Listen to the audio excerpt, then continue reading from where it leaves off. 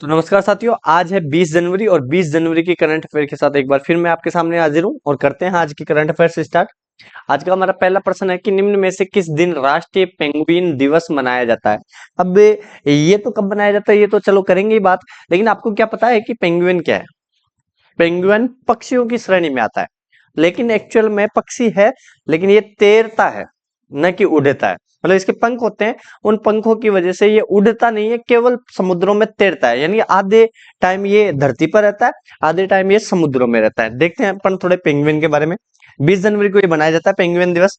क्या है पेंगुइन, देखो यहाँ पे थोड़ा सा अच्छे से समझते हैं। पेंगुइन एक जलीय जीव है, न उड़ने वाले पक्षी। क्या एक जलीय जीव है, उड़ने वाले पक्षी नहीं है। ये अपना आधा समय जमीन पर और आधा समय समुद्र के अंदर बिताते हैं। इनके पंख हवा में उड़ने के बजाय पानी में तैरने के लिए फ्लिपर्स के रूप में विकसित हो गए हैं, जो इन्हें एक बेहतरीन तैराक बनाते हैं। ठीक है, आगे थोड़ा बात करें शारीरिक विशेषता। रंग, इनका शरीर काले और सफेद रंग का होता है, जो इन्हें शिकारियों से बचाने में मदद करता है। ऊपर से देखने पर काला रंग समुद्र की गहराई में मिल जाता है और नीचे से देखने पर सफेद पेट आकाश की रोशनी जैसा दिखता है। हड्डियां, अन्य पक्षियों की हड्डियां खोखली होती है, लेकिन पेंगुइन की हड्डियां भारी और ठोस होती है, ताकि वे पानी में आसानी से गोता लगा सके। तो हड्डियां कैसी होती है? ठोस होती है। तापमान नियंत्रण की बात करें तो इनके शरीर पर चर्बी की एक मोटी परत होती है, जिसे बल्बर कहते हैं। क्या बोलते हैं? बल्बर बोलते हैं, है ना। इनकी जो शरीर के अंदर जो चर्बी होती है उसे अपन क्या बोलते हैं? बल्बर बोलते हैं। क्या बोलते हैं? बल्बर। बल्बर कहते हैं, जो इन्हें बर्फीली ठंड में गर्म रखता है। यानी बर्फ के अंदर रहते हैं ये ज्यादातर, और बर्फीले क्षेत्र में भी इन्हें क्या रखता है? गर्म रखता है। ठीक है, आगे और बात करें इसके बारे में। देखो यहाँ पे कि पेंगुइन की प्रमुख प्रजातियां, भाई अलग अलग प्रकार की प्रजाति होती है पेंगुइन। दुनिया भर में पेंगुइन की लगभग 18 से 20 प्रजातियां पाई जाती है। जैसे एक है एस्परर पेंगुइन, यह सबसे बड़ी प्रजाति है, लगभग 4 फीट ऊंची होती है। कितनी ऊंची? 4 फीट ऊंची होती है। फिर है लिटिल ब्लू पेंगुइन, यह सबसे छोटी प्रजाति है, सिर्फ 1 फीट के आसपास ऊंची होती है। ठीक है, आगे बात करें एडली पेंगुइन, ये अंटार्कटिका में सबसे ज्यादा पाई जाती है। तो आपसे यूं पूछ सकते हैं कि साहब एडली पेंगुइन कहाँ पाई जाती है, या लिटिल ब्लू पेंगुइन होती है, इसकी हाइट कितनी होती है? मतलब पेंगुइन क्या है? पक्षी है। ठीक है, तो इनकी ऊंचाई के हिसाब से और इनके विकास के हिसाब से इनको भागों में, अलग अलग भागों में बांट दिया। गेलापागोस पेंगुइन, ये एकमात्र प्रजाति है जो भूमध्य रेखा के पास गर्म वातावरण में पाई जाती है। देखो कितनी बड़ी बात है। वैसे समुद्रों में या ठंडे इलाकों में मिलती है, लेकिन यहाँ पे भूमध्य रेखा के पास मिलती है। खान पान और आदतों की बात करें, भोजन, ये पूरी तरह से मांसाहारी होती है और मुख्य रूप से मछलियां, स्क्विड, क्रील यानी छोटी झींगा जैसी मछलियां खाते हैं। ये समुद्र का खारा पानी पी सकते हैं। इनके शरीर में एक विशेष ग्रंथि होती है जो नमक को छानकर बाहर निकाल देती है। रहने का तरीका की बात करें तो ये झुंड में रहना पसंद करते हैं, जिसे क्या कहते हैं? जिसे रूकरू कहते हैं या कॉलोनी कहा जाता है। अत्यधिक ठंड में एक दूसरे से चिपक कर खड़े हो जाते हैं, ताकि शरीर की गर्मी बने रहे। ठीक है, ये इनका एक तरीका है, तो इसलिए मैंने ये पेंगुइन आपको बहुत अच्छे से बताया। थोड़ा पेंगुइन के और बारे में बात करें, भाई जीवन चक्र क्या है, अच्छे से समझो भाई। पेंगुइन है ना, अधिकांश पेंगुइन साल में एक बार अंडे देते हैं, लेकिन एम्परर जो पेंगुइन है, एम्परर पेंगुइन के मामले में मादा अंडा देने के बाद भोजन की तलाश में समुद्र चली जाती है, और नर पेंगुइन भीषण ठंड में उसे अंडे को अपने पैरों पर रखकर करीब 2 महीने तक सेता है। पेंगुइन का औसत जीवन काल कितना होता है? 15 से 20 साल। मतलब एक पेंगुइन 15 से 20 साल जीता है। ठीक है, पेंगुइन के दांत नहीं होते, बल्कि उनकी चोंच और जीभ के अंदर कांटेदार संरचना होती है। ये एक इंपॉर्टेंट बात है। यानी कि क्या नहीं होते? दांत नहीं होते, क्या होते हैं? केवल चोंच होती है और जीभ के अंदर कांटेदार संरचना होती है, जो शिकार को पकड़ने में मदद करती है। ये पानी के अंदर 20 से 25 मिनट तक अपनी सांस रोक सकते हैं। ये अपने आप में बहुत बड़ी बात है, 25 मिनट सांस रोकना, 1 मिनट नहीं रुकती। हर साल 25 अप्रैल को विश्व पेंगुइन दिवस मनाया जाता है। भारतीय 20 जनवरी को, विश्व 25 अप्रैल को। जमीन पर ये डगमगाते हुए चलते हैं, लेकिन बर्फ में ये अक्सर अपने पेट के बल फिसलते हैं, जिसे क्या बोलते हैं? जिसे टोबोगनिंग कहते हैं। क्या बोलते हैं? टोबोगनिंग। कोई दिक्कत? आगे और बात करते हैं। ठीक है, आगे देखो, ये देखो, अब तो पहचान गए होंगे, ये है पेंगुइन। ये मैं चित्र भी लेके आया हूं, क्योंकि जरूरी था आपको बताना। दिख गया आपके सामने? ये पेंगुइन है, और अक्सर आपने फिल्मों में इनमें देखा होगा। ठीक है, आगे, हाल ही में किसने भारत की पहली ओपन सी समुद्री मछली पालन परियोजना का उद्घाटन अंडमान सागर में किया है? तो जितेंद्र सिंह ने। किसने? जितेंद्र सिंह ने। हाल ही में भारत की पहली राज्य वित्त पोषित BSL-4 कंटेनमेंट सुविधा और प्रयोगशाला की आधारशिला कहां रखी गई है? तो वो गांधीनगर, गुजरात के अंदर। निम्न में से किस शहर में प्रसिद्ध राजा रानी संगीत महोत्सव 2026 का आयोजन किया गया है, तो वो भुवनेश्वर में, ओडिशा की राजधानी भुवनेश्वर में। हाल ही में योवेरी मुसेवेनी को किस देश का राष्ट्रपति नियुक्त किया गया है, तो वो किसको, वो युगांडा, है ना, युगांडा, रवांडा बताया था मैंने कल, ये अफ्रीका के देश है, ठीक है। निम्न में से किस राज्य में कबड्डी चैंपियंस लीग 2026 के पहले सत्र का आयोजन किया जाएगा, तो हरियाणा में। कहाँ पे, हरियाणा में। वैसे हरियाणा वाले लोग हैं खेल कबड्डी में आगे भाई साहब, है ना। और कबड्डी एक अच्छा वास्तव में खतरनाक, जिसका शरीर हष्ट अगर फुर्ती है शरीर में, वो खेल सकता है।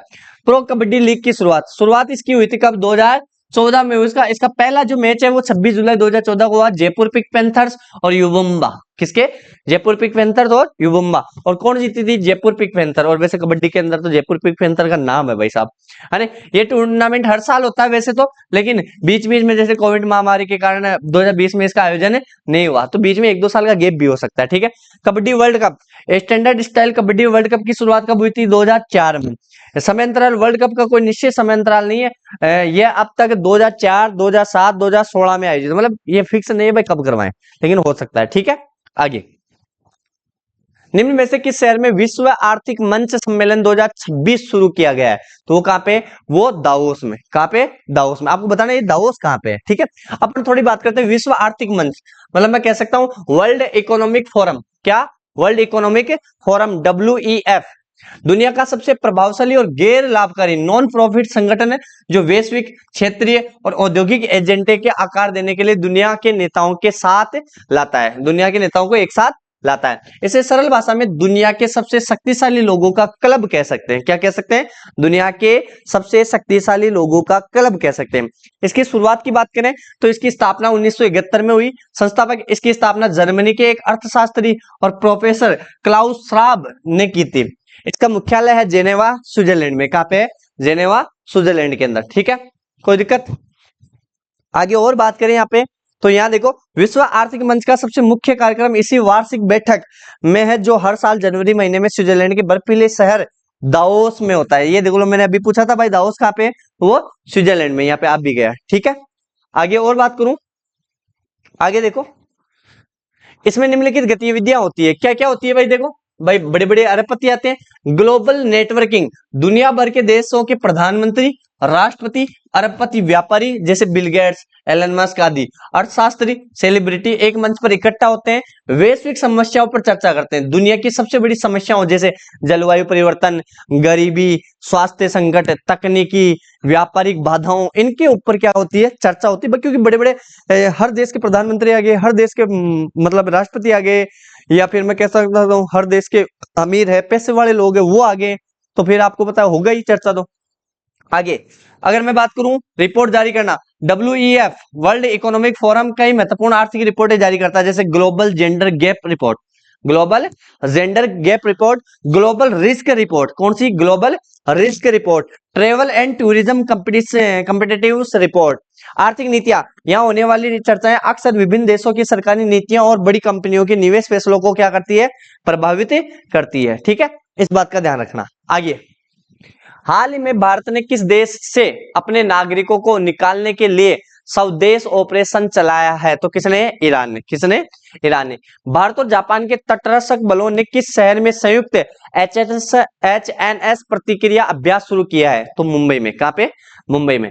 अगला है, हाल ही में किस राज्य ने गैर हिंदी भाषा के लेखकों के लिए सेमोजी एल्किया विरुद्धु नामक नए पुरस्कार की घोषणा की है, तो वो तमिलनाडु ने, ठीक है।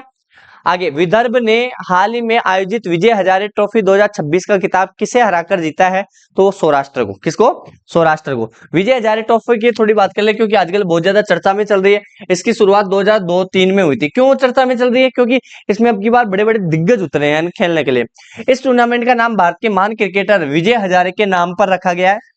विजय हजारे बड़े खिलाड़ी थे, जिन्होंने आजाद भारत को क्रिकेट में उसकी पहली जीत दिलाई थी, और ऑस्ट्रेलिया के खिलाफ लगातार 2 पारियों में शतक बनाने वाले भारतीय थे। प्रारूप, ये एक लिमिटेड ओवर 50 ओवर का टूर्नामेंट है, जिसे रणजी ट्रॉफी खेलने वाली टीमें ही खेलती है। ये थोड़ा विशेष ध्यान रखना, कोई दिक्कत। चलो आगे बात करते हैं। निम्न में से किस शहर में CIMFR ने भारत का पहला हाइड्रोजन कंप्रेसर सुरक्षा मूल्यांकन किया है, तो मैं कह सकता हूं किसने किया है, ग्रेटर नोएडा ने। निम्न में से किस शहर में दूसरा ग्लोबल बौद्ध शिखर सम्मेलन आयोजित किया है? तो वो नई दिल्ली में। कहाँ पे? नई दिल्ली में। यहाँ पे आया कि ग्लोबल बौद्ध शिखर सम्मेलन, ये प्रथम सम्मेलन की बात करें तो पहले ग्लोबल बौद्ध शिखर सम्मेलन की शुरुआत 20 अप्रैल 2023 को हुई थी। इसका आयोजन जो हुआ था वो नई दिल्ली में हुआ था। लगभग लगभग सारे आयोजन कहाँ हो रहे हैं? नई दिल्ली में। इसे भारत के सांस्कृतिक मंत्रालय और अंतर्राष्ट्रीय बौद्धिक परिसंघ आईबीसी द्वारा मिलकर आयोजित किया जाता है। इसका उद्घाटन भारत के प्रधानमंत्री नरेंद्र मोदी ने किया था। ठीक है, ये थोड़ा ध्यान रखना। आगे, ये आज की अखबार की कटिंग है जिसमें लिखा हुआ है बोर्ड ऑफ फीस। क्या लिखा जाता है? Board of fees. क्या है भाई ये बोर्ड ऑफ फीस? ये एक अंतरराष्ट्रीय संस्था है जिसे अमेरिकी राष्ट्रपति डोनाल्ड ट्रंप ने बनाया है। इसका उद्देश्य गाजा में युद्ध के बाद शांति लाना और वहां का दोबारा सामान्य हालात बनाना है। इस बोर्ड के अध्यक्ष खुद डोनाल्ड ट्रंप है। इसमें कुछ अंतरराष्ट्रीय नेता भी शामिल है जैसे मार्को रूबियो और टोनी ब्लेयर। इस बोर्ड का मुख्य काम गाजा में नई प्रशासनिक व्यवस्था तैयार करना और सुरक्षा बनाए रखने के लिए अंतरराष्ट्रीय शांति सेना की निगरानी करना। पीएम नरेंद्र मोदी को भी बोर्ड ऑफ पीस में शामिल होने के लिए न्योता दिया गया है। तो ये थोड़ा ध्यान रखना। ठीक है, आगे करें बात। आगे और देखते हैं। देखो, ये 2 क्वेश्चन आपके घर के लिए। राष्ट्रीय जल विज्ञान संस्थान निम्नलिखित में से किस स्थान पर है? इसका आंसर आपको बताना है। और दूसरा है, सरदार पटेल के साथ ये व्यक्ति कौन है जिन्हें राजश्री के नाम से जाना जाता है, जिन्हें भारत रत्न से भी सम्मानित किया गया है? इनका आपको आंसर बताना है। ठीक है, तो आज के लिए अपन इतना ही रखेंगे, बाकी कल करेंगे। ठीक है, तो आप इस तरीके से ये करंट अफेयर्स पढ़ते रहे, लिखते रहे और याद करते रहे। ओके, जय हिंद, जय भारत।